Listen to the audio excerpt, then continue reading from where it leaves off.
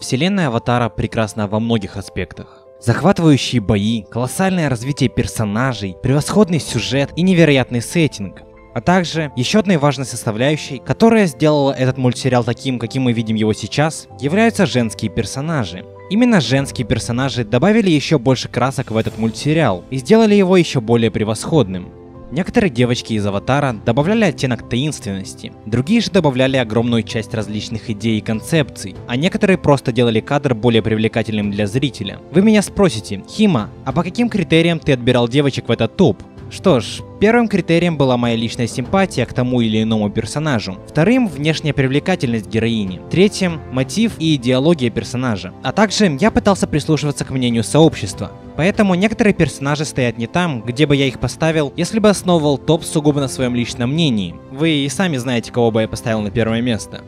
Также хочу отметить, что иногда один или иной критерий так сильно преобладал над другими тремя, что был чуть ли не единственной причиной того, что я поставил ту или иную героиню на какое-то конкретное место. В общем, не буду вас больше мучить. Поехали.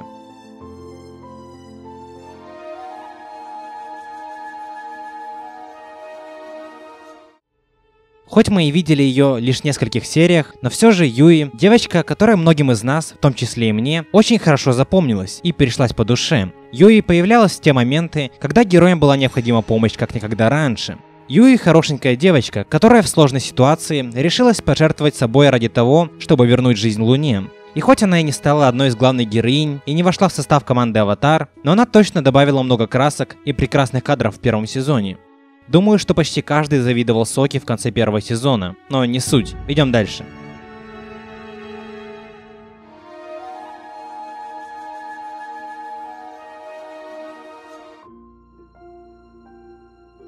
На 9-е место я решил поставить одну из приспешниц Азулы, а именно Мэй. Хоть я и не сильно симпатизировал Мэй на протяжении первых 2,5 сезонов, во второй части третьего я наконец-то увидел ее индивидуальные черты, такие как смелость и готовность к решительным действиям.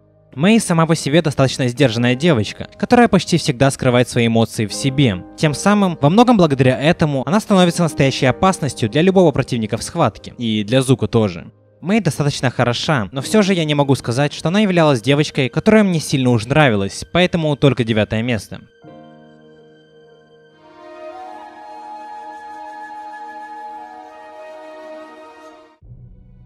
Далее у нас командир воинов Киоши Суюки. Суюки — вторая девочка после Катары, с которой нас знакомят достаточно подробно. Она не так сильно взаимодействует с командой Аватар, но тем не менее лично мне она всегда нравилась. Нам не раскрывают ее так сильно, как Катару или Азулу, но все же она привлекает зрителя хотя бы своим макияжем и в принципе красивым личиком. Суюки просто хорошенькая девочка, которая время от времени появляется на протяжении 3 сезонов, и она добавляет еще одну прекрасную изюминку этому сериалу. Суюки хороша в поединках 1 на 1 и достойно наследует то, что им завещала Киоши. Помимо ее красоты, могу также отметить ее отвагу, смелость и доброту. И опять же, Сока не обошел ее стороной.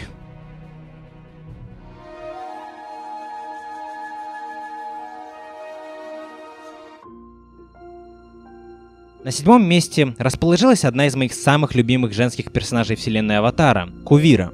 Кувира — искусный маг металла, которая обучилась контролю маленьких металлических деталей и тем самым могла сражаться чуть ли не с кем угодно. Прежде всего, Кувира — решительная и хладнокровная девушка, которая решила взять на себя ответственность над всем королевством Земли и привести его в порядок. Мне всегда нравилась Кувира как персонаж, не только из-за ее отличительной родинки под правым глазом, хотя и из-за этого тоже, но во многом из-за ее характера и того факта, что она несла какую-то идею в этот мир. У нее были свои идеалы, которым она придерживалась до самого конца. Даже несмотря на то, что я не разделял ее взглядов относительно мира, я таки уважал ее и ее качество решимости и готовности к действиям. Также Кувира просто сногсшибательна в боях, и именно благодаря ее стилю управления землей я и полюбил эту магию.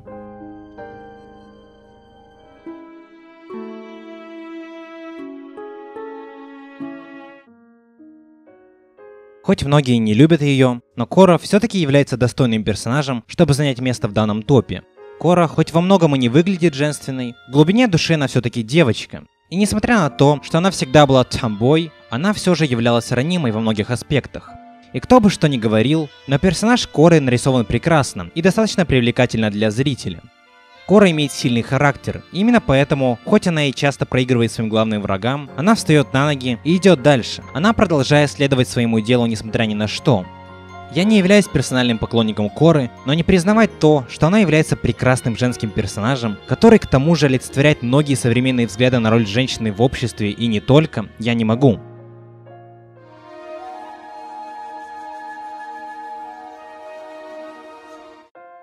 Асами, возможно, является одной из самых красивых героинь во вселенной Аватара вообще, или даже самой красивой.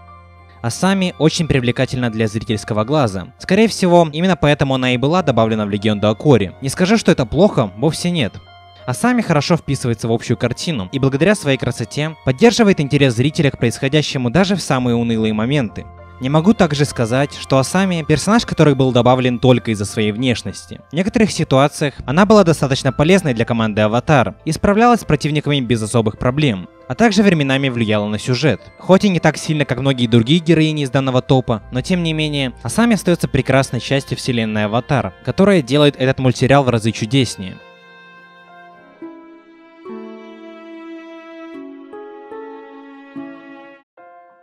Давайте на чистоту. Кому только в детстве не нравилась Тай Ли. Будучи второстепенным персонажем, она запомнилась мне как нельзя лучше. Имея прирожденный дар гибкости, она могла без особых усилий вытворять множество различных трюков и самой выкручиваться почти как угодно. Также всегда было интересно наблюдать за ее техникой сражения и за тем, как она без какого-либо оружия могла противостоять различным магам и даже лишить их магии на определенный отрезок времени. Хоть Тай Ли и появлялась достаточно редко, но любое ее появление уже как бы подразумевало, что должно произойти что-то интересное. И да, на вид она и кажется довольно простой, и может даже отчасти пустой, но на деле, как мы видели в 5-й серии 3-го сезона, она имеет достаточно много различных внутренних переживаний. Ей пришлось через многое пройти, чтобы казаться такой непринужденной и жизнерадостной.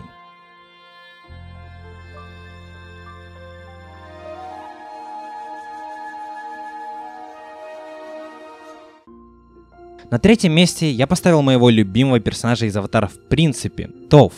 Почему же только на третьем? Да потому что помимо моей личной симпатии к персонажу были еще 3 других пункта, которые я просто не мог проигнорировать. Топh хоть и имеет довольно-таки непростой характер, но она добавила некоторую красоту этому сериалу. Красоту использования магии, красоту передвижения на поле битвы и красоту простоты.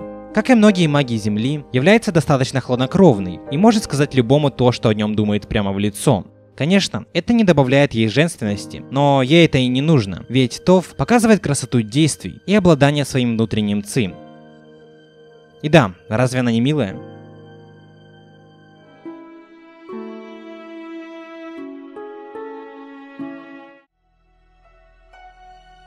На втором месте расположилась одна из красивейших героинь всей вселенной Аватара, а именно Катара. Катара — первая девушка и герой в принципе, который встречает нас в Аватар Легенда об Аанге. Она рассказывает нам о том, что происходило последние 100 лет, о том, что она потеряла свою мать и о ситуации во вселенной в целом. Мы проникаемся ее положением с первых же минут, и Катара становится для нас первым персонажем, которому мы начинаем симпатизировать. Первой девочкой, которая добавляет в этот сериал капельку прекрасного. Катара с первых же серий показывала нам свое желание помогать другим людям. Иногда мы и видели ее плохие качества, но она всегда пыталась бороться с ними. И хоть Катара довольно-таки привлекательна внешне, все-таки ее душа всегда была ее главной привлекательной частью.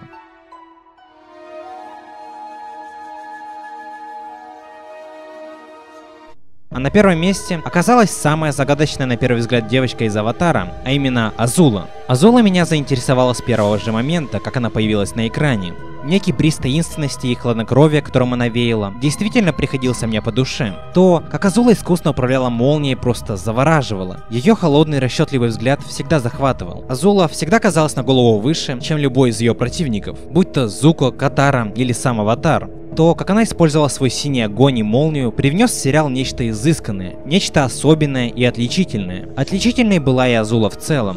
Если некоторых из предыдущих героинь, представленных в этом топе, вполне можно забыть, то Азулу ты не забудешь ни за что. Ее харизма заставляла всех бояться ее, и поэтому она могла спокойно управлять людьми без их ведома.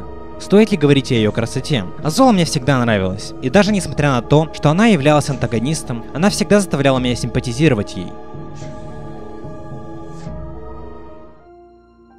Конечно, еще много девочек остались вне данного списка, потому как мне не представилось возможным добавить все из них в данный топ. Но тем не менее, всех, кого я хотел добавить в этот топ, я добавил. Видео было основано на 4 критериях, которые я упомянул в начале видео. Пишите в комментарии, кто был вашей любимой девочкой из Аватара и почему. Также у меня есть свой Discord сервер, где вы можете пообщаться с ребятами об Аватаре или об чем еще.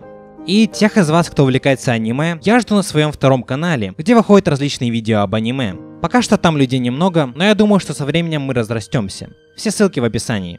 Всем спасибо за просмотр данного видео. Еще увидимся.